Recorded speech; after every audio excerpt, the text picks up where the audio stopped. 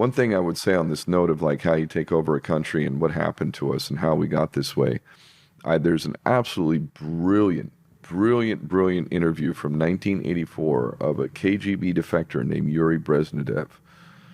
Yuri, who defected, he lived as, under the communist system as a KGB agent, and he was assigned to India and some other places. And he talks about in this interview how this notion of James Bond, that's like ridiculous, like Hollywood shit. None of it works that way. It's great for the movies and all, it's entertaining, but it has nothing to do with the way you take over a country. Espionage works very, very simply, and it's a 4-step process. And it takes 20 years. And the reason why it takes 20 years is one generation. So part of that process is women's rights and equality. So the children, which used to be raised by the traditional family mother, which was her job, now the mother is working, so you get to tax the mother and the father, and the children go to the school, which is indoctrination. It's not really teaching. So this is part of the breakdown of the family, right? And so you start there, and then you can control the kids, right? Within 20 years, you've brainwashed them into a state of stupidity, whereby, like in America, you've got college students who couldn't tell you where's Czechoslovakia. I mean, that would be really hard for them. Like, they would have no clue. Like, where's Egypt? They'd probably point to fucking South Pole or some shit. So the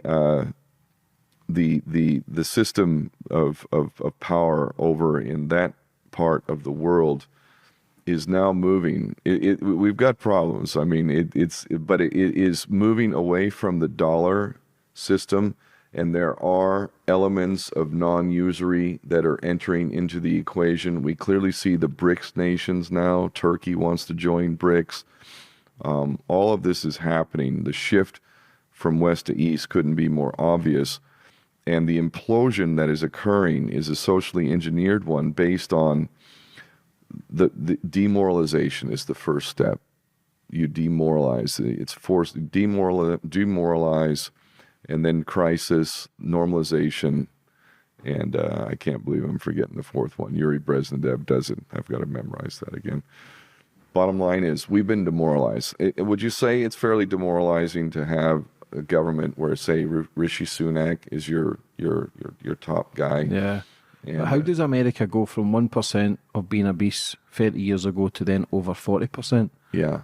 How does that happen? Why would you not want your country thriving? Why is that? Is there more darkness to that? Or is people just getting softer? You look at the old photos from the 60s and the 70s, your generation, you says the 70s, people were lean, people ate fresh meat, the wheat was clean, everything you ate and your fries didn't even eat that much, but you would just look good. Yeah. And then I think America's the sickest country on the planet. Yeah. Look, who is behind that? Who is wanting that demise of a country, a strong country, one of the strongest for many, many years, to then becoming the weakest? The same as the UK. The UK's on its ass. Yeah. 40% tax. It's raining every day now. People are sad. People are weak. Depression's on the rise. Dementia's on the rise. Dementia wasn't really even heard of in the 60s and 70s. Now it's the biggest killer. Yeah. They're talking about the water's being chemically sprayed and food's being sprayed and 5G. Look, who do you think's behind it all? COVID is a big one. Lockdown showed me how fucking weak the world is. Yeah, I remember I never wore that fucking diaper on my face. I can honestly say that. And I was homeless at the time. I was living in my van. So I drove all the way from Seattle when it started. I was in Seattle, right there in Bill Gatesville. And I drove all the way across the country, and I saw different levels of stupidity and complicity and submission to this bollocks. Florida, ironically, was the most open, one, but then I got ripped off. The cops stole everything I had there. So anyway, that's another story. But COVID, that's a satanic agenda right there.